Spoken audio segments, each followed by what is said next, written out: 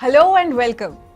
स्वागत है आप सभी का हमारे शो में जिसका नाम है वास्तु विजडम। मैं हूँ राधा और मेरे साथ है गिरेंद्र भारती जी। इस शो में हम बात करेंगे how imbalance of certain things can affect our relationships. Relationships are the most important part of our lives. इंसान कितनी भी ऊंचाइयों पर क्यों ना पहुंच जाए, बट अगर उसके आसपास रिलेशनशिप्स ठीक नहीं है तो उसे कभी भी पीस नहीं मिलता। आजकल की भागदौड़ भरी जिंदगी में हमने रिलेशनशिप्स को एक बैक सीट पर रख दिया है, without realizing that life is nothing without good, happy and peaceful relationships. तो चलिए बात करते हैं भारती जी से on how to build and maintain happy relationships with the help of vastu wisdom. बहुत बहुत स्वागत है भारती जी आपका हमारे शो में। तो भारती जी, सबसे पहले हम आपसे ये जानना चाहते हैं कि रिलेशनशिप्स की लाइफ में इंपॉर्टेंस क्या होती है। आजकल लोगों की जिंदगी इतनी भागदौड़ भरी हो गई है, इतनी करियर ओरिएंटेड हो गई है कि हमने रिलेशनशिप्स को एकदम ही बैक सीट पर रख दिया है। लाइफ में रिलेशनशिप्स की इंपॉर्टेंस क्या होती है और वास्तु विजडम की हेल्प से हम रिलेशनशिप्स को क्या इंप्रूव कर सकते हैं? सबसे पहले आपका क्वेश्चन था कि रिलेशनशिप्स की हमारी लाइफ में इंपॉर्टेंस क्या है। हिस्ट्री की आज तक की सबसे लंबी चलने वाली एक रिसर्च जो 75 साल से चल रही है, हार्वर्ड यूनिवर्सिटी की है, और वो इसके ऊपर बेस्ड थी कि लाइफ में हैप्पी रहने के लिए क्या चीजें इंपॉर्टेंट है। तो वो कहते हैं कि अगर आप 100 लोगों से पूछें कि आपकी लाइफ के गोल्स क्या हैं, आप क्या चाहते हैं, तो कहते हैं उसमें से लगभग 80 आदमी ये बोलते हैं कि हमको पैसा चाहिए, और जो बचे हुए लोग उसमें से भी 50% कहते हैं कि हमको फेमस होना है। मैं बताना चाहता हूं कि उनका जो निष्कर्ष निकला उस रिसर्च का, उन्होंने ये बताया कि वो ही लोग सबसे ज्यादा हैप्पी पाए गए जो एक स्ट्रॉन्ग रिलेशनशिप के अंदर थे। एक लॉन्गेस्ट चलने वाली इतिहास की जो स्टडी है वो भी ये बात बताती है। तो हम लोग इस पर अगर ध्यान नहीं देते तो हम लोग अपनी कब्र खोद रहे हैं। और आई थिंक रिलेशनशिप्स के बिना, आपने जैसे बोला, आइसोलेशन की तरफ इंसान चला जाता है ना। Isolation is the root of so many other things like depression या जो भी सैडनेस का रूट है। तो वास्तु विजडम हम किस तरह से यूज कर सकते हैं सर? रिलेशनशिप के भी बहुत सारे पहलू हैं। एक तो रिलेशनशिप ये है कि हस्बैंड वाइफ के बीच में जो कनेक्शन है वो कई बार ब्रेक हो जाता है और उन लोगों को लगता है कि हम लोग एक गलत जगह पर रह रहे हैं। दूसरी बात क्या है कि किसी की मैरिज ही नहीं हो रही होती या उसको अच्छा पार्टनर ही नहीं मिल रहा होता अपनी लाइफ में। सेकंड रिलेशनशिप के रेफरेंस में अगर देंगे तो इश्यूज वो होते हैं। या कोई इंसान ऐसा होता है जिसके हर एक से रिलेशन खराब होते हैं, जिनका नेचर ही ऐसा होता है कि कोई उनसे बात ही करना पसंद नहीं करता। अलग अलग पहलू को हम वास्तु विजडम के अंदर अलग अलग टेक्निक्स के थ्रू रेक्टिफाई करते हैं। जैसे अगर किसी को मैरिज की प्रॉब्लम है कि उनको परफेक्ट पार्टनर नहीं मिल रहा है या कनेक्शन नहीं हो पा रहे हैं, तो हम ये देखते हैं कि भाई सबसे पहले नॉर्थ ईस्ट डायरेक्शन कैसी है। नॉर्थ ईस्ट डायरेक्शन आपके क्लैरिटी ऑफ माइंड की है। तो अगर आपको यही क्लियर नहीं है कि मुझे चाहिए क्या, तो आप फाइंड आउट कैसे करेंगे कि आपको कैसा रिश्ता चाहिए या कैसा लड़का या लड़की चाहिए अपनी लाइफ में। नंबर 2 बात हम उसमें देखते हैं कि ईस्ट डायरेक्शन कैसी है, जो सोशल एसोसिएशंस की है। कई बार ऐसा होता है कि खानदान बहुत अच्छा होता है लेकिन उन पर अच्छे रिश्ते ही नहीं आते। तो you need big level of social connections कि अच्छे लोग आपको जानते हो, जिसकी वजह से घर में अच्छे रिश्ते आए। ऐसे ही साउथ ईस्ट डायरेक्शन है जो किसी भी चीज को इग्नाइट करती है। फायर का जोन है, कुछ भी नया शुरू होना है, किसी घर में नया अच्छा काम होना है तो you need south east. After that सबसे इंपॉर्टेंट डायरेक्शन है south west, direction of relationships. 90% of cases अगर हम कहीं जाते हैं और पता चलता है कि यहाँ मैरिज नहीं हो रही है या कोई दिक्कत है, तो साउथ वेस्ट में इश्यूज निकलते ही हैं। चाहे वहाँ कलर इम्बेलेंस हो, चाहे वहाँ पर टॉयलेट्स हो या लेवल जमीन के ठीक ना हो। और ये एक बहुत बेसिक लॉ है एस्ट्रोलॉजी का कि हर हाउस से जो 12th हाउस होता है वो उसको निगेट करता है। उस पीड़ा वाले घर को उससे जो 12th हाउस है, यानी जो मैरिज का भी है, पार्टनरशिप का भी है, सोशल कनेक्शन का भी है, वो हाउस निगेट करता है। यानी अगर आपके ज्यादा अच्छे कनेक्शंस हैं तो आपको पीड़ाएं आएंगी ही नहीं। तो अगर हम 7th हाउस को अपने इंप्रूव करके चलते हैं कुंडली के हिसाब से भी, तो 8th हाउस की प्रॉब्लम्स हमारी ऑटोमेटिकली मिटिगेट। एक हाउस है हमारा 11th हाउस कुंडली के अंदर, वो गेन्स का हाउस है और वो यार दोस्तों का हाउस है।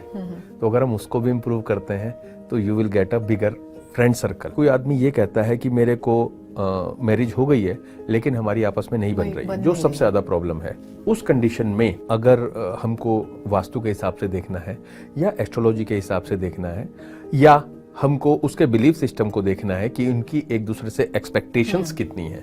वास्तु विजडम में हम इतना डीपली जाते हैं कि हम सिर्फ वास्तु की डायरेक्शंस को ही नहीं देख रहे हैं, वो तो हम 100% देखेंगे कि भाई वहां का साउथ वेस्ट किस तरह से है, या आपने एलिमेंटल जो बैलेंस है वो आपने प्रॉपर कर रखा है नहीं कर रखा है, और जियोपैथिक स्ट्रेस वहां पर है या नहीं है, क्योंकि उसकी वजह से भी रिलेशनशिप्स खराब होती हैं। या हमारे घर का ब्रह्म स्थान, अगर किसी का ब्रह्म स्थान में कोई इम्बैलेंस है किसी तरीके का, तो भी आपकी रिलेशनशिप्स के खराब होने के बहुत ज्यादा चांसेस रहेंगे, not only with the spouse और your family members but with other people also. अगर प्रॉब्लम वास्तु ओरिएंटेड है तो वास्तु से इलाज करेंगे, प्रॉब्लम अगर होरोस्कोप ओरिएंटेड है तो होरोस्कोप से इलाज करेंगे, लेकिन अगर आपके बिलीफ सिस्टम में है, आपके नेचर में है, तो you need counselling. Bharti ji, as a practitioner, जैसे आपके पास कई लोग आए होंगे स्पेशली ये हस्बैंड वाइफ वाले इश्यूज लेकर, तो आप उन्हें किस तरह से एनालाइज करते हैं, और क्या जब आप उनके घर विजिट करते हैं तो आपने कोई ऐसी स्पेसिफिक चीजें देखी हैं जिसकी वजह से आपको देखते ही पता चल जाता है कि अरे ये रीजन हो सकता है कि इनकी रिलेशनशिप आपस में बन नहीं रही है?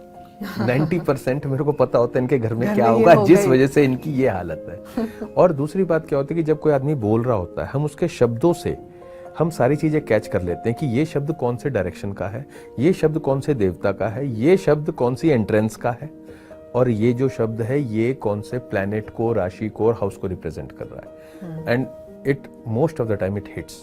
मैं आपसे ये पूछना चाहूंगी कि हम घर में ऐसी कोई छोटी छोटी चीजें इंट्रोड्यूस कर सकते हैं या ऐसी कोई चीजें हटा सकते हैं अपने घर से, अपने एनवायरनमेंट से, जिससे हमारे रिलेशनशिप्स बेहतर हो जाए? अगर हमको किसी इंसान की रिलेशनशिप्स के ऊपर वर्क करना है तो हमें देखना चाहिए कि उनके साउथ वेस्ट डायरेक्शन में ग्रीन कलर ना हो या प्लांट्स ना रखे हो, तो अगर हो तो हमको रिमूव कर देने चाहिए। ऐसे में देखना चाहिए वहाँ किचन भी ना हो, क्योंकि अगर वहाँ फायर होगा तो उनकी रिलेशनशिप में हमेशा आग लगी रहेगी।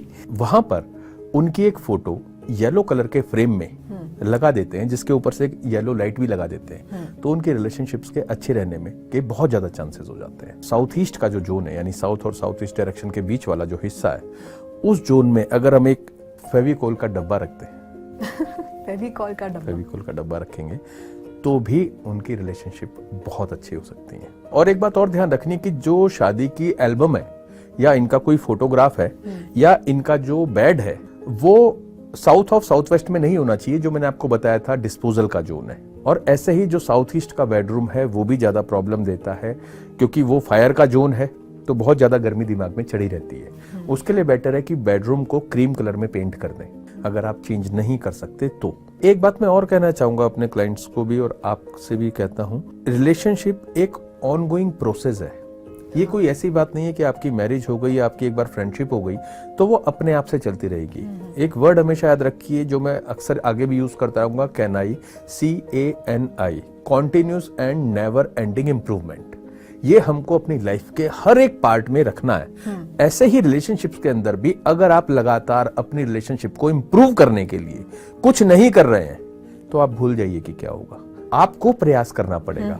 तो हमको, आप खुद देखते हैं, आपका कोई एक दोस्त भी होता है, अगर उसने 2 बार आपके लिए कोई काम किया तो तीसरी बार आपको उसके लिए कुछ करना होता है, तभी तो गाड़ी आगे चलती है। सेम ऐसे हमको कभी भी टेकन फॉर ग्रांटेड नहीं लेना चाहिए, चाहे वो हमारे माँ बाप हो, हमारे पति या पत्नी हो, हमारे बच्चे हों, हमारे यार दोस्त हों या हमारे कुलीग्स हों। Thank you so much Bharti ji, I am sure ये बहुत ही इंपॉर्टेंट टिप है और हमारी ऑडियंस को बहुत मदद मिलेगी इस टिप से। CANI जरूर अपनी लाइफ में इंट्रोड्यूस कीजिए, आपको बहुत हेल्प मिलेगी। और उसके साथ साथ भारती जी ने जो छोटी छोटी टिप्स दी हैं, आप प्लीज अपने घर में अपने डायरेक्शंस देखिए और चेंजेस ला सकते हैं। मैं हमारी ऑडियंस को एक बार फिर से याद दिलाना चाहती हूँ कि अगर आपके मन में कोई भी सवाल हो या कोई ओपिनियन आप भारती जी से लेना चाहते हैं तो आप कॉन्टैक्ट कर सकते हैं। सारी डिटेल्स इस वक्त आपकी स्क्रीन पर है। अगले एपिसोड में आप सभी से फिर से मुलाकात होगी, जल्द ही मुलाकात होगी। तब तक के लिए याद रखिए, योर थॉट्स बिकम थिंग्स। जो आप सोचते हैं वही आप पाते हैं। अपनी थिंकिंग पॉजिटिव रखिए, अच्छा सोचिए, अच्छा पाइए। जल्द ही मुलाकात होगी। सी यू, नमस्ते। वास्तु